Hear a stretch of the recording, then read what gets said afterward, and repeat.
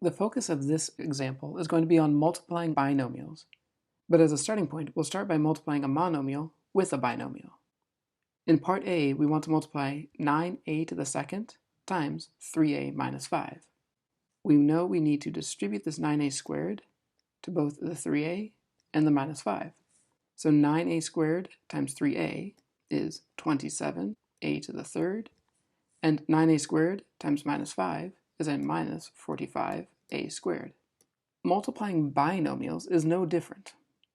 We'll need to distribute what's in front through the second set of parentheses. What is different is that we're not distributing a monomial, but we'll be distributing this entire binomial to each of these two terms over here.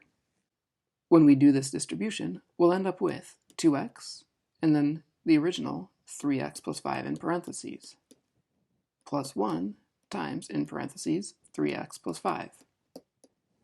In doing that step of distribution, we removed the second set of parentheses around the 2x plus 1.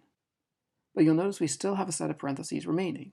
Each of the two terms in this resulting expression still have a set of parentheses embedded in them. So we'll need to do another set of distribution, where we'll distribute the 2x against the 3x and the 5, and separately we'll distribute the 1 times the 3x and the 5. So doing one more step of distribution, we'll get 2x times 3x, which is 6x squared, plus 2x times 5, which is 10x. And then in the back, 1 times 3x is 3x, and 1 times 5 is 5. You should notice that because we had two sets of parentheses, it took two steps of distribution to remove all of the parentheses. Now the final step here is to simplify, to combine our like terms. There's only one x squared term, so we'll copy that down as 6x squared. We do have in the middle here 10x plus 3x, which can reduce to 13x. And then at the end we have a plus 5. So that is the formal way to multiply two binomials together, two separate steps of distribution. The truth is, most people don't write all of that out, and most people don't think about it that way. What they do is they use a shortcut that helps them jump from the original expression they were given to actually our second step of work. So we're going to go back and look at it from that perspective.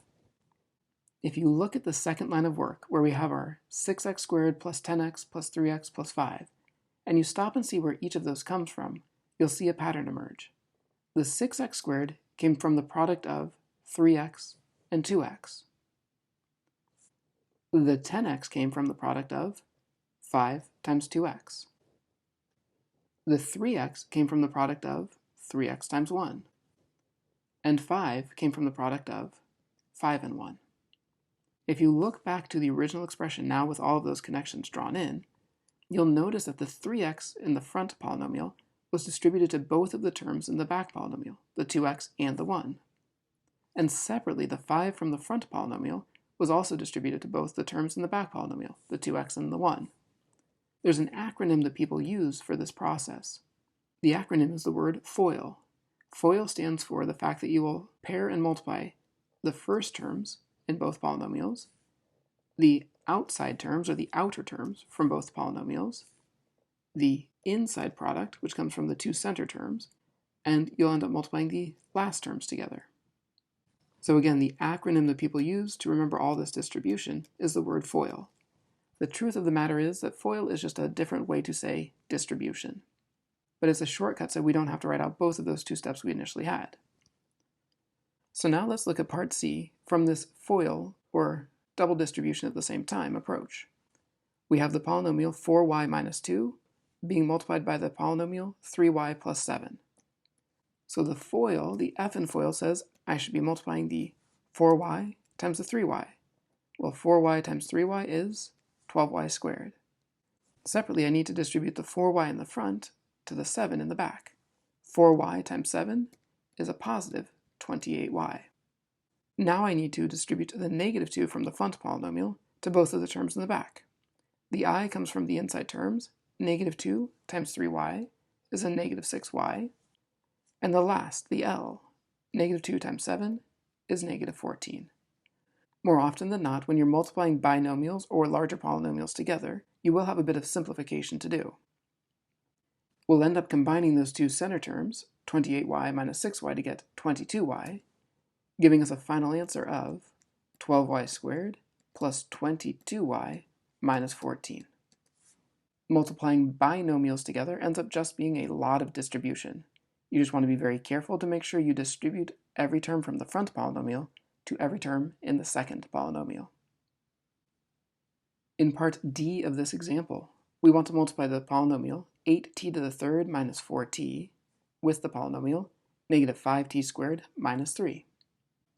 We will distribute 8t to the third with the negative 5t squared to get a negative 40t to the fifth. And we will also distribute that 8t to the third to the minus 3 to get negative 24t to the third. We'll then distribute negative 4t to the minus 5t squared, and this gives us a positive 20t to the third. And finally, we'll distribute the minus 4t to the negative 3, which gives us a positive 12t. The final step here will be to combine any like terms that we see. In this example, we do have the two middle terms, negative 24t to the third and 20t to the third, that are like terms, and so we'll be able to simplify this by combining those. Negative 24t to the third plus 20t to the third is negative 4t to the third, giving us a final answer of negative 40t to the fifth minus 4t to the third plus 12t.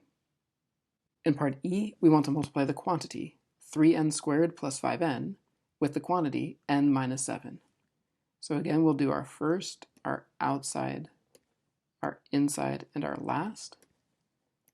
So 3n squared times n is 3n to the third. 3n squared times a minus 7 is a minus 21n squared. On the inside, 5n times n is a positive 5n squared. And the last terms, 5n times a negative 7 is a negative 35n. Combining our like terms, as you've noticed, these tend to be the middle terms. The 3n to the third doesn't change. Minus 21n squared plus 5n squared is a minus 16n squared minus 35n. So this gives us the final answer of 3n to the third minus 16n squared minus 35n. Again, multiplying polynomials, whether it's binomials with binomials, monomials with a binomial, or things that are larger, is all about distribution.